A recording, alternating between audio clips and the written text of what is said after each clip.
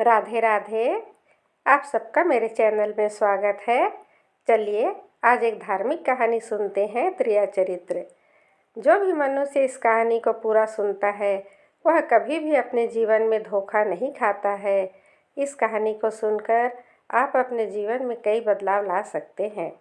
बहुत समय पहले की बात है। किसी राज्य में एक राजा रहा करता था। उसके राज्य की चर्चाएं बहुत दूर दूर तक फैली हुई थी। उस राजा का पुत्र था जिसकी उम्र कुछ ज़्यादा नहीं थी, 12 या 13 वर्ष होगी। वह राजकुमार बड़ा ही सुंदर था। जब राजा ने उसकी शादी की तो राजकुमार उस वक्त मात्र 14 वर्ष का था और राजा अब बूढ़ा हो चुका था। एक दिन राजा ने सोचा कि अपने राजकुमार को राजा बना देते हैं, क्योंकि उस राजकुमार ने कई शादियां की थी और पहले के राजाओं में यही नियम था, राजा जितनी चाहे उतनी शादी कर सकता था। वह राजा अपने पुत्र राजकुमार को राजा बना देता है। राजकुमार की 7 शादी हो चुकी थी। वह राजकुमार जो कि राजा बना था अपनी पढ़ाई लिखाई भी कर रहा था। वह रोज़ गुरुकुल में पढ़ने के लिए जाया करता था। और एक दिन की बात है, जब वह राजकुमार पढ़ने के लिए विद्यालय जा रहा था तो रास्ते में उसे पनिहारी मिली। पनिहारिन बहुत सुंदर थी। उस पनिहारिन ने राजकुमार से पूछा, हे राजा, आप रोज़ कहाँ जाते हैं? राजकुमार कहता है, मैं रोज़ विद्या ग्रहण करने के लिए अपने गुरु के पास जाता हूँ। तो वह कहती है, यह तो अच्छी बात है, लेकिन यह बताइए, आपने चरित्र पढ़ा है? राजकुमार कहता है कि नहीं, मैंने यह कभी नहीं पढ़ा है। फिर पनिहारिन कहती है, आप त्रिया चरित्र अवश्य पढ़ना। राजकुमार कहता है, यह त्रिया चरित्र क्या होता है? पनिहारिन ने कहा, आप यह बात अपने गुरुजी से जाकर पूछना और त्रिया चरित्र को अवश्य ही पढ़ना। राजकुमार कहता है, मैं आज ही जाऊंगा और अपने गुरु से जाकर पूछ लूँगा, आपने मुझे त्रिया चरित्र क्यों नहीं पढ़ाया। इतनी बात कहने के बाद वह राजकुमार वहाँ से चल देता है। वह पनिहारिन की बात सुनकर राजकुमार गुस्से में था। उसकी आंखें लाल थी। वह अपने गुरु के पास जाकर प्रणाम करता है। गुरुजी ने पूछा, बेटा क्या हुआ? आज तुम क्रोध में दिखाई दे रहे हो और तुम्हारी आंखें लाल क्यों हैं? क्या बात है, मुझे बताओ। राजकुमार ने क्रोध में जवाब दिया, गुरुदेव, आपने मुझे त्रिया चरित्र क्यों नहीं पढ़ाया? यह बात आपने क्यों छुपाया? त्रिया चरित्र के बारे में मुझे क्यों नहीं बताया? गुरु कहते हैं, बेटा, तो तुम त्रिया चरित्र नहीं पढ़ पाओगे, क्योंकि त्रिया चरित्र पढ़ना खतरे से खाली नहीं होता है। और जब तुम त्रिया चरित्र पढ़ोगे तो उसमें तुम्हारी जान भी जा सकती है। राजकुमार कहता है, गुरुदेव, आप इसकी चिंता न करें। अच्छा है, मैं खुद ही इस राज्य का राजा हूँ। तब अपने शिष्यों की ऐसी बातें सुनकर गुरु कहते हैं, ठीक है, अब तुमने हठ ही कर ली है, अब तुम्हें त्रिया चरित्र पढ़ा देते हैं।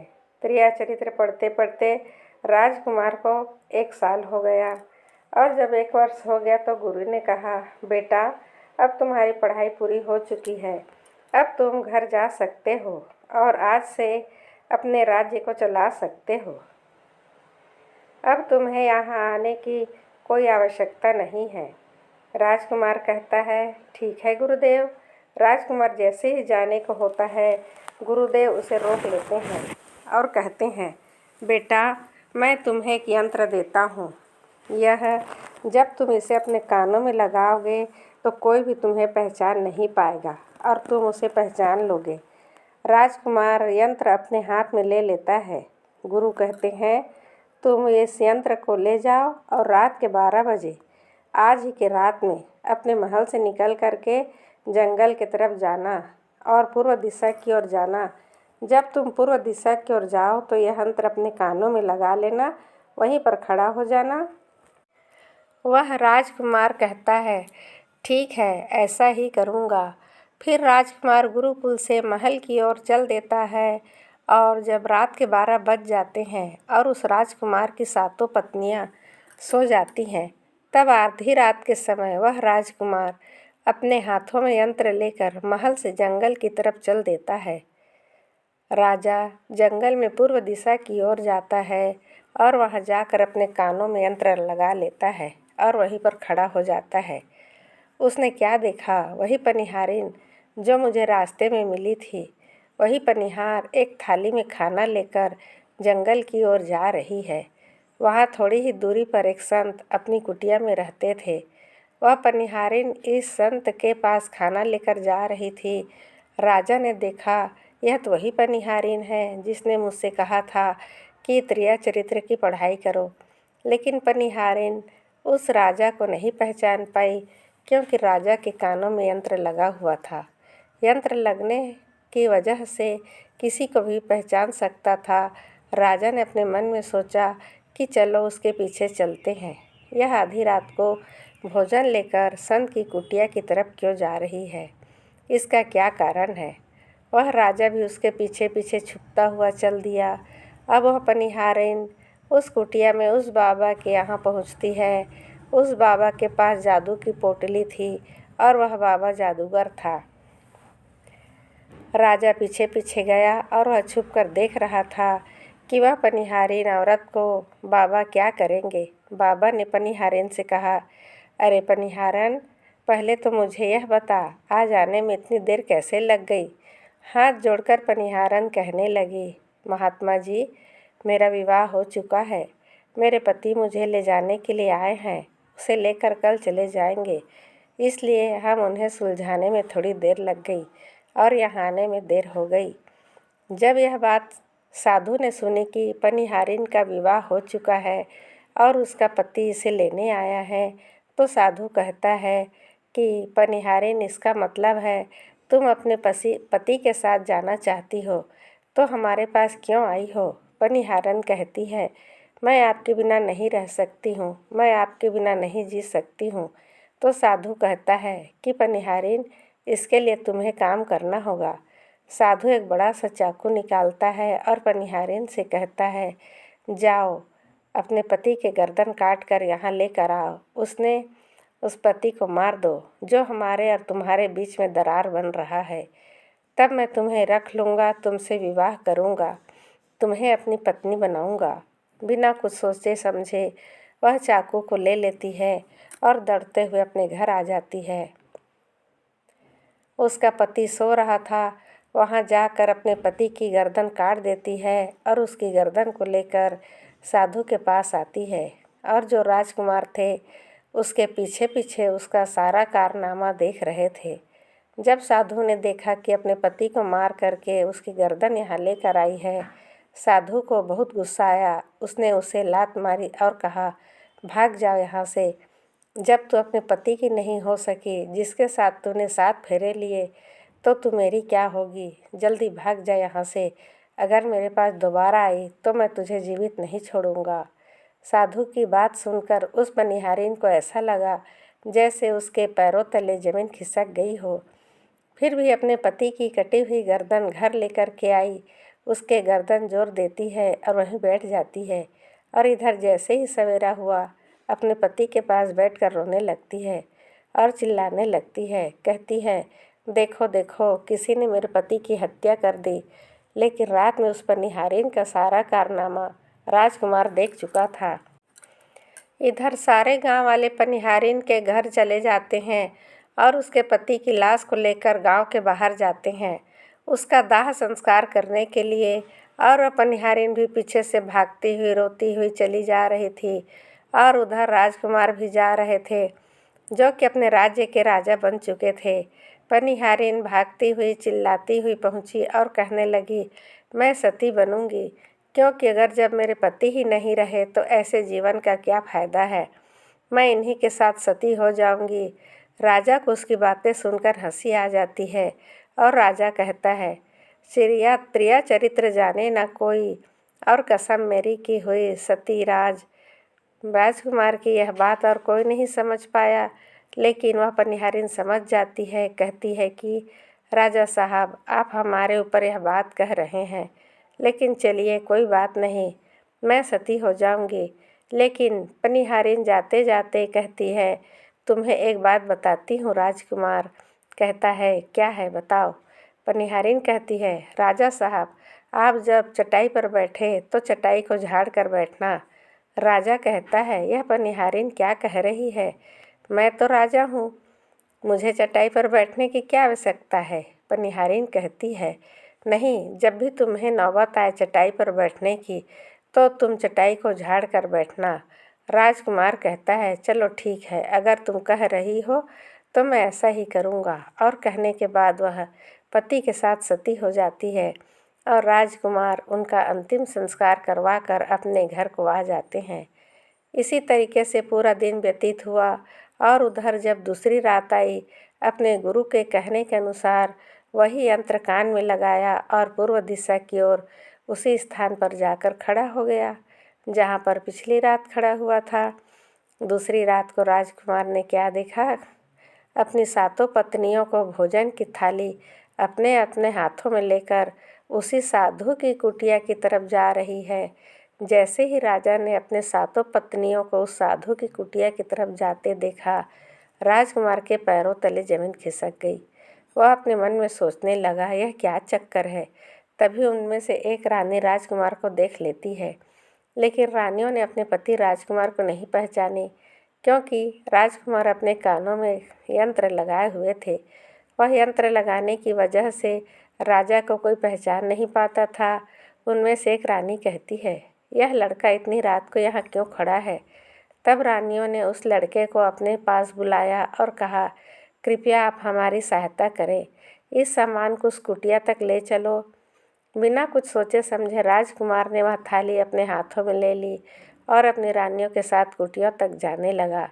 जब सातों रानियां और राजकुमार उस साधु की कुटिया में पहुंचते हैं और राजकुमार कुछ भी नहीं बोल रहा था, क्योंकि राजकुमार देखना चाहता था कि हमारे प्यार में ऐसी क्या कमी है जो हमारी सातों रानियां इस साधु के पास आती हैं, और इस साधु के पास ऐसा क्या है जो हमारी सातों रानी अभी यहाँ आ रही है। राजकुमार छुपकर यह सब जानना चाहता था। इधर जब वह सातों रानियां राजकुमार को लेकर साधु के पास पहुंची तो महात्मा राजकुमार को देखकर कहता है, यह कौन है? तो सातों रानियां कहती हैं, महात्मा जी, यह बालक हमें रास्ते में मिला, इसने हमारी सहायता की तो हम इसे अपने साथ लेकर आ गए। रानी कहती हैं, एक काम करते हैं, इसे आज रात यहीं रहने देते हैं, कल सुबह होते ही यह चला जाएगा। साधु उनकी बात को मान लेता है। वह साधु अपने शिष्य को बुलाता है और उससे कहता है कि आज रात के लिए इस बालक के रुकने की व्यवस्था कर दो। वह शिष्य राजकुमार को लेकर एक कमरे में जाता है। उस कमरे में एक चटाई बिछी हुई थी। शिष्य कहता है, देख भाई, आज तुझे चटाई पर ही सोना पड़ेगा। वह शिष्य राजकुमार को इतना कहकर वहाँ से चला जाता है। राजकुमार उस कमरे में अकेला पड़ जाता है। अपने मन में सोचता है, आज तो नौबत आ ही गई चटाई पर सोने की। चलिए, कोई बात नहीं, आज की रात हम चटाई पर ही गुजार लेंगे। राजकुमार जैसे ही चटाई पर बैठने वाला था, उसे पनिहारिन की बात याद आ गई। वह सोचने लगा, पनिहारिन ने मुझे कहा था कि जब भी तुम चटाई पर बैठने की नौबत आए तुम चटाई अवश्य झाड़ लेना। चलो, आज पहले झाड़ ही लेते हैं, हो सकता है इसका कोई राज हो। जैसे ही राजा ने चटाई उठाई, उसने क्या देखा कि एक बहुत बड़ा भयानक कुआं है। जब उस कुएं को देखा तो राजा के होश उड़ गए। उस कुएं के अंदर झांक कर देखता है तो राजा को कुएं के अंदर बहुत सारे कैदी दिखाई देते हैं, जिन्हें उस साधु ने अंदर कैद करके रखा था। उस कैद में से एक आदमी ने राजकुमार को पहचान लिया। बाद में राजकुमार से कहता है, राजकुमार, आप यहाँ कैसे आ गए? राजकुमार कहता है, धीरे बोलो, नहीं तो सब पोल पट्टी खुल जाएगी।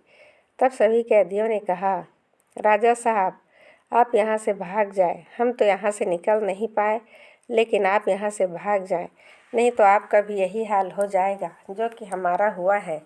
आप भी यहाँ फंस जाएंगे। आपको भी पकड़ कर यह साधु इसी में डाल देगा। आप जितनी जल्दी हो सके यहाँ से भाग जाएं। राजा जब उस कमरे के अंदर गया था तो अपने कान में से यंत्र निकाल लिया था, और जब राजा वहाँ से भागा तो अपने कान में यंत्र लगाना भूल गया।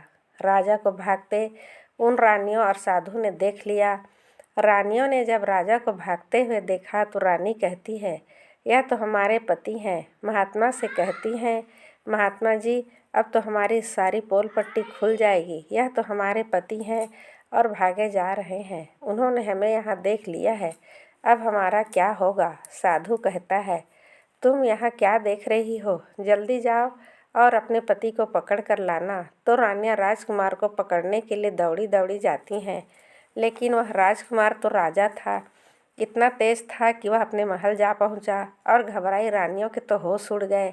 फिर वापस उसी बाबा के पास आती हैं और बाबा से कहती हैं कि महाराज, अब तो हमारे पति हमें जीवित नहीं छोड़ेंगे। हम जैसे ही घर जाएंगे वह हमारी जान ले लेंगे। महात्मा, आप हमें बचा लीजिए, इसका कोई उपाय कीजिए। तब जाकर वह साधु रानियों को एक जादुई कील देता है और कहता है, जब तुम जाओ तो अपने पति को बहला फुसला कर उसके माथे में यह जादुई कील घुसा देना। तुम्हारे पति को ढेर बना देगा। उसके साथ मिलकर उसे मार देना। बस कहानी ख़त्म। वो सातों रानियां साधु की बात मान लेती हैं और जादुई कील लेकर महल आती हैं। वह सातों रानियां आपस में विचार करती हैं कि राजा सबसे ज़्यादा प्रेम सबसे छोटी वाली रानी को करते हैं।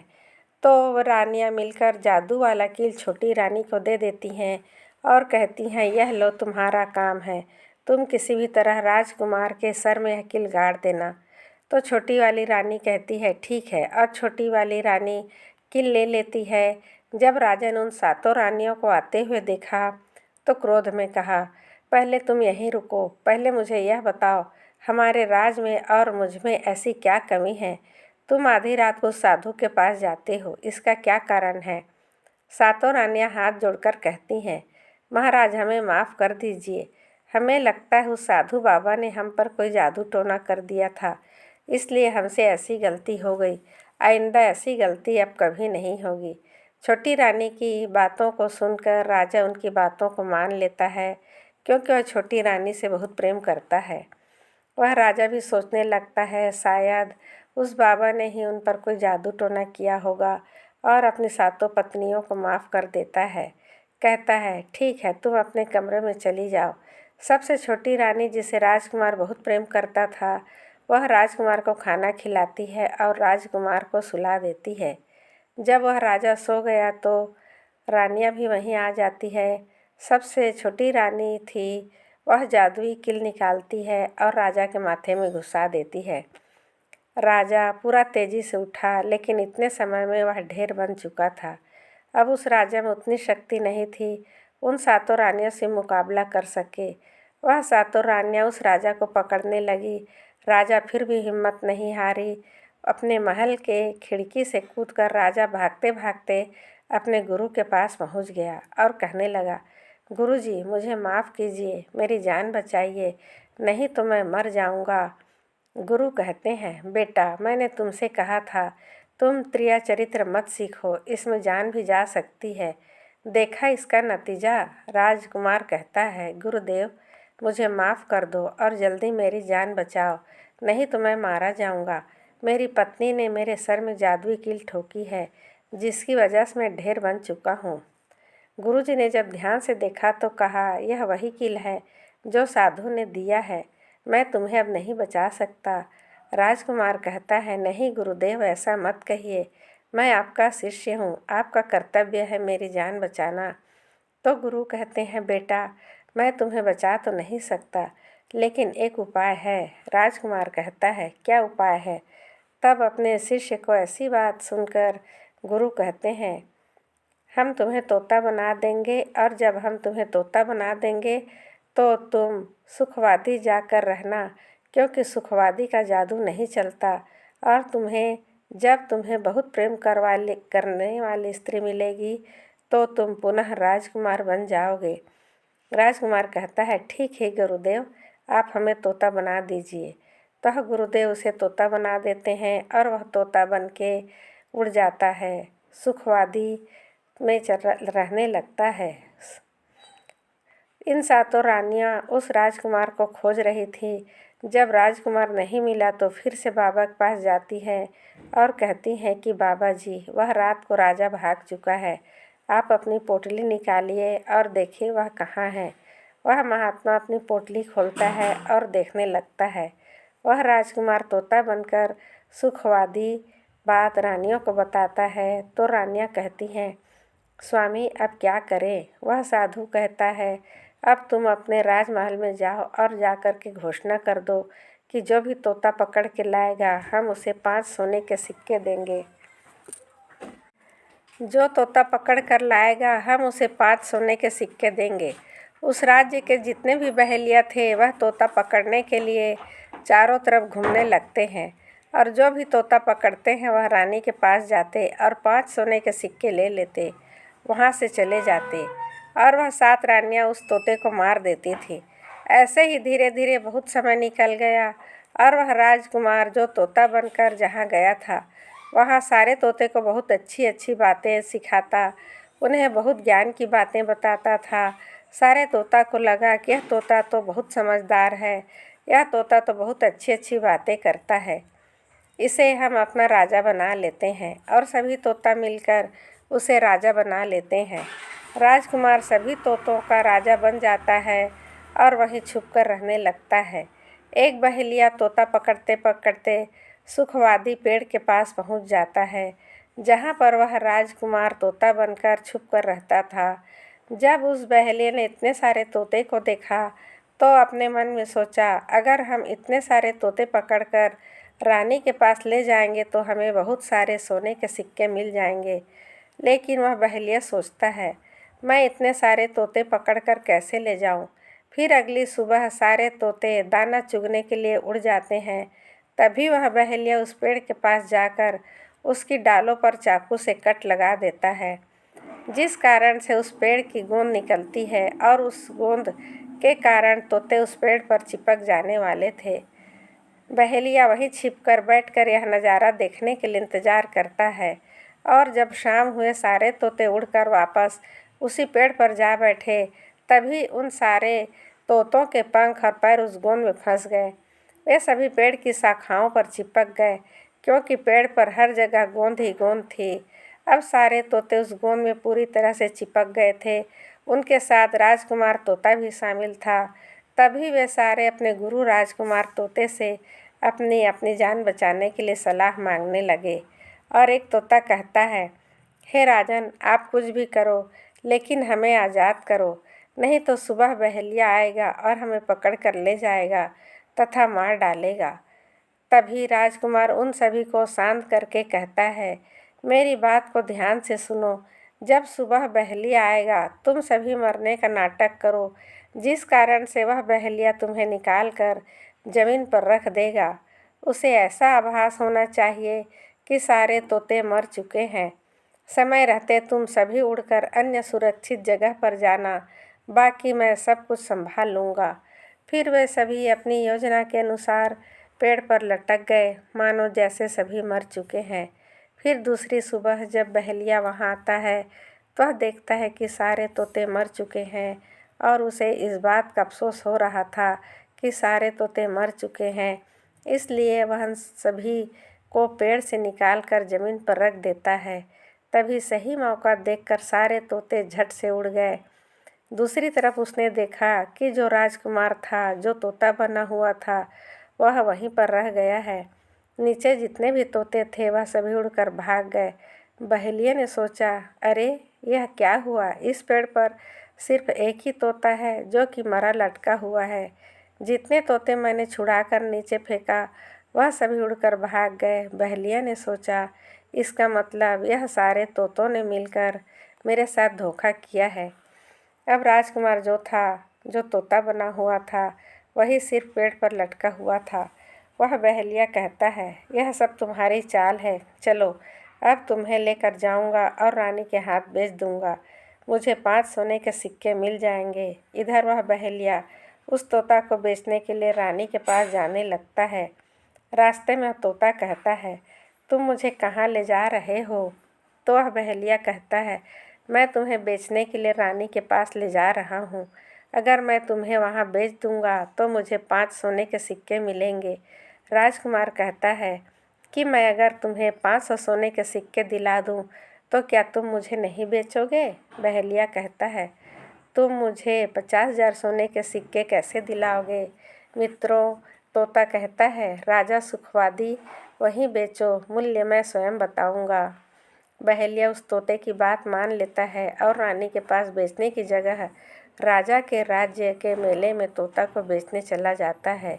और राजा के राज्य में यह नियम था, अगर किसी व्यक्ति का सामान शाम तक नहीं बिके तो राजा स्वयं आकर उसे खरीद लेता था।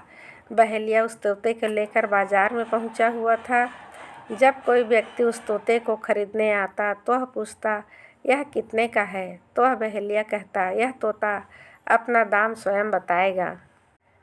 तोता अपना दाम इतना बता देता था कि कोई भी व्यक्ति उसे खरीद ही नहीं पाता। ऐसा करते करते शाम हो गई। अब सभी अपनी अपनी दुकान लेकर चले गए। सभी का दुकान उजड़ गया था। बस एक बहेलिया और एक तोता रह गए थे। इधर राजा ने अपने सिपाहियों को आदेश दिया, जाओ देख कर आओ, किसी का सामान तो नहीं रह गया। जब राजा के सिपाही आए तो उन्होंने देखा, एक बहेलिया तोता को लेकर बैठा हुआ है। सिपाही बहेलिया से कहते हैं, बहेलिया तुम्हारा तोता क्यों नहीं बिका? तुम इसे कितने में बेच रहे हो?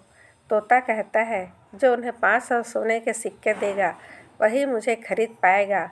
उस तोते की बात सुनकर वह सिपाही आश्चर्य में पड़ जाते हैं और सोचते हैं, अरे यह तोता अपना मूल्य स्वयं बताता है।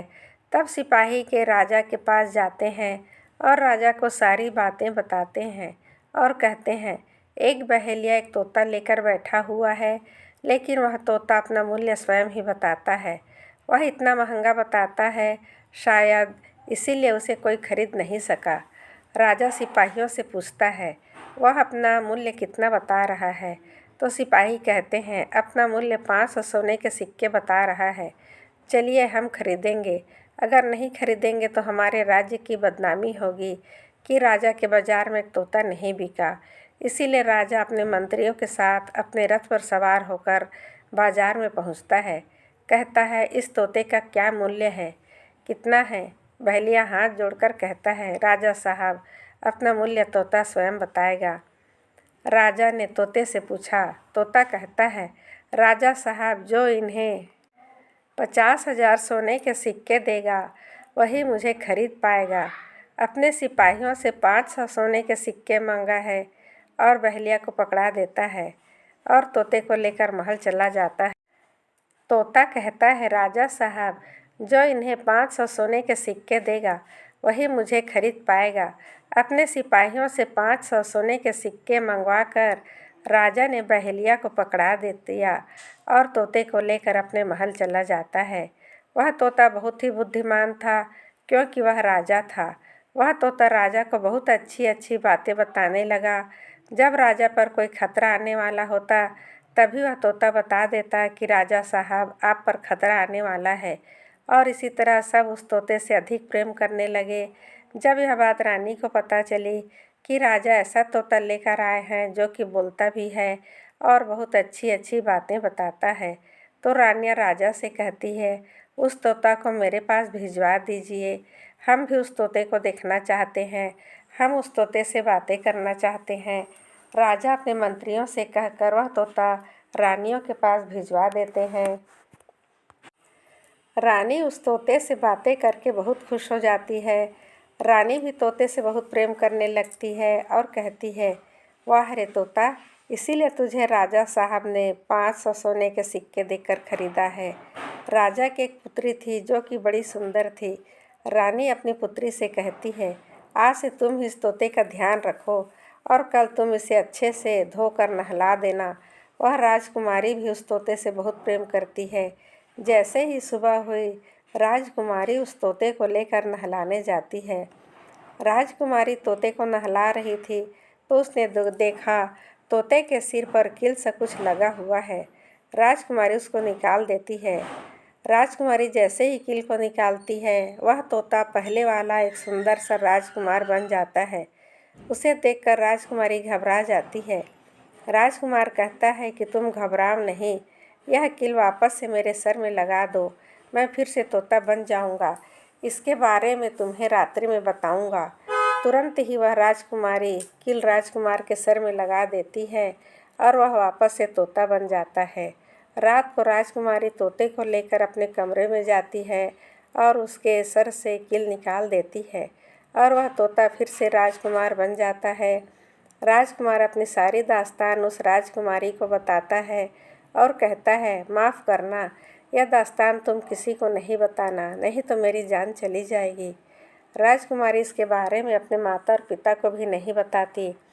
दिन भर वह तोता रहता है और रात को राजकुमारी उस तोते को अपने कमरे में ले जाती है और उसके माथे से कील निकाल देती है। वह राजकुमार बन जाता है। रात में दोनों साथ में ही रहते हैं और ऐसे ही धीरे धीरे समय निकलता गया। राजकुमारी को राजकुमार से प्रेम हो जाता है। इधर क्या हुआ, जो राजकुमार की पत्नियां थीं वह बहुत सारे तोते मरवा देती है, लेकिन जो राजकुमार तोता बना हुआ था वह उन्हें नहीं मिलता और वे उसी साधु के पास जाती है और कहती हैं कि हैं महात्मा, हमारे पति तो अभी तक हमें नहीं मिले, अब हम क्या करें, उन्हें कैसे मारें। वह साधु फिर से अपनी पोटली खोलता है और देखता है कि वह राजकुमार अभी तक तोता बन के राजा के घर में रह रहा है। वह साधु रानियों से कहता है कि तुम एक काम करो, तुम नृत्य कला सीख लो, हम सभी मिलकर उस राजा के घर नृत्य कला करने जाएंगे और राजा हम पर प्रसन्न हो जाएगा, हमें कुछ मांगने को कहेगा तो हम उस तोते को ही मांग लेंगे, फिर आसानी से उसे मार देंगे। धीरे धीरे समय बीतता गया। साधु तबला बजाना और रानी पूरी तरह से नृत्य कला सीख चुकी थी। अब साधु को लगा हम सफलता प्राप्त कर सकते हैं और उस तोते को वहाँ राजा से मांग सकते हैं। साधु का भेष बदल करके उन सातों रानियों को नृत्य कला वाली स्त्री बना करके राजा के दरबार में पहुँच गया। राजा उस साधु से पूछता है, आप लोग कौन हैं, यहाँ क्यों आए हैं। तब साधु कहता है कि हम सब नृत्य कला वाले हैं, आपके महल में हम नृत्य कला दिखाना चाहते हैं। राजा को भी गाना और बजाने का बहुत शौक था, वह मान जाते हैं। उधर वह साधु अपना गाना बजाना चालू करता है। जब उनके गाने बजाने की आवाज़ तोता के कानों में पहुंची तो तोता समझ गया वह साधु हमारी सातों रानियों को लेकर भेष बदल कर यहाँ पर आ गया है, अब हमारी जान नहीं बचेगी। लेकिन जब राजकुमारी इस तोते को लेकर अपने कमरे में जाती है, उस तोते के सर से कील निकालती है तो वह तोता राजकुमार बन जाता है। वह राजकुमार सारी बातें उस राजकुमारी को बताता है। कहता है, देखो, यह जो गाने बजाने वाले आए हैं यह वही साधु हैं। यह गाने बजाने से राजा खुश होकर इनाम में मुझे मांगेगा और ले जाकर मुझे मार देगा। वह राजकुमार कहता है, सुनो राजकुमारी, जब राजा आदेश दे कि तोता को लेकर आओ तो तुम मुझे मत देना। जब राजा खुद यही मुझे लेने आए तब भी तुम मुझे मत देना, कहना कि तोता को नहीं दूंगी। जब राजा न माने, राजा तुमसे जिद करे और मुझे मांगे, तब तुम गुस्से में आ करके पिंजरे को फेंक देना। उसके बाद मैं अपने बचने का रास्ता स्वयं ही ढूंढ लेंगे। राजकुमारी कहती है, ठीक है। वहाँ गाना बजाना हुआ। राजा प्रसन्न होकर उन्हें कहते हैं, मांगो, क्या मांगना है। साधु कहता है, हमें आपके पास जो तोता है जो आप कुछ दिनों पहले ही खरीदे हैं वह तोता आप मुझे दे दो। राजा कहता है, ठीक है। राजा अपने मंत्री को आदेश देता है, जाओ उस तोते को लेकर आओ। मंत्री राजकुमारी के पास पहुंचता है और कहता है, यह तोता मुझे दे दीजिए। राजकुमारी कहती है, नहीं दूंगी। मंत्री कहता है कि देखिए, आप जिद मत कीजिए। राजकुमारी कहती है, तुम जाओ और मेरे पिताजी को यहाँ भेजो, वही आकर इसे ले जाएंगे। मंत्री राजा को जाकर सारी बात बताता है। राजा स्वयं आता है उस तोते को लेने के लिए। वह राजा जाकर कहता है, बेटी, यह तोता मुझे दे दो, यह नृत्य कला वाले को देना है जो यहाँ गाना बजाना किए हैं, उन्हें यह देना है। तो राजकुमारी कहती है, पिताजी, यह तोता मैं नहीं दूंगी। क्रोध में आकर राजा कहने लगा, तू कैसी बातें कर रही है, इसे देने को मैंने वादा किया है। जब राजकुमारी ने राजा का क्रोध देखा तो राजकुमारी को भी गुस्सा आ गया और राजकुमारी गुस्से में पिंजरे को ज़मीन पर फेंक देती है। वह पिंजरा जैसे ही ज़मीन पर गिरा वह टूट गया और पता जो था चावल का दाना बन गया। जैसे ही साधु को यह बात पता चली साधु भी तुरंत कबूतर बन जाता है और उस दाने को कबूतर खाने लगता है। इनमें से जो एक दाना था बस वही राजकुमार था। जैसे ही वह दाना कबूतर खाने वाला होता है, राजकुमार बाज बन जाता है और एकदम से कबूतर पर झपट लेता है और उसे मार देता है। इस तरह से उस साधु की मृत्यु हो जाती है। राजा यह सब देखकर आश्चर्यचकित हो जाता है। उस कबूतर को मारकर फिर से तोता बन जाता है और राजकुमारी उस तोते के सिर से कील निकाल देती है और वह फिर से पहले जैसा राजकुमार बन जाता है। राजकुमारी अपने पिता को सारी बातें बता देती है। राजकुमार कहता है, देखिए राजा साहब, मैं भी एक राजा हूँ और आपकी बेटी से प्रेम करता हूँ और मैं उनसे शादी करना चाहता हूँ। वह राजा अपनी पुत्री से पूछता है, बेटी क्या तुम इससे शादी करना चाहती हो? तो राजकुमारी कहती है, पिताजी मैं इनसे प्रेम करती हूँ। और फिर राजकुमार उस राजा की पुत्री से विवाह करके अपने महल चला जाता है और जो उनके साथ पत्नियां थीं उनको पकड़कर बंदी गृह में बंद करवा देता है। राजकुमार खुशी खुशी राजकुमारी के साथ रहने लगता है।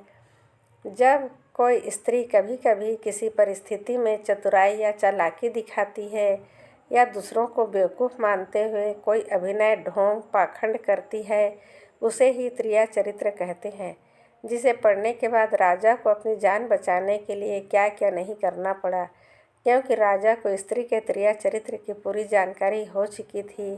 कैसे जब एक स्त्री को अपना स्वार्थ दिखने लगता है तो वह अपने लोगों को भी बेवकूफ़ बनाकर अपने स्वार्थ को पूरा करती है और उसके साथ रहने वाले लोगों को इसके बारे में भनक तक नहीं लगती है। यह स्त्री त्रिया चरित्र की खेल कर रही है। आपके दिल के करीब है उसके बारे में आप पूरी जानकारी रखिए। उसके अंदर खुद को लेकर कोई स्वार्थ तो नहीं छुपा है। अगर ऐसा है तो आप उनसे थोड़ा दूर ही रहें, क्योंकि ऐसे में आपकी ज़िंदगी के हर कदम पर धोखा ही मिलेगा। क्योंकि एक स्वार्थी स्त्री अपने स्वार्थ के लिए ज़िंदगी में कुछ भी कर सकती है। तो उम्मीद है आपको यह कथा अच्छी लगी होगी। पूरा सुनने के लिए आप सभी का धन्यवाद। आपका दिन मंगलमय हो, शुभ हो। आप इस चैनल पर नए हैं तो प्लीज़ सब्सक्राइब कर दीजिए। आप सदा हंसते रहिए, मुस्कुराते रहिए। राधे राधे, धन्यवाद।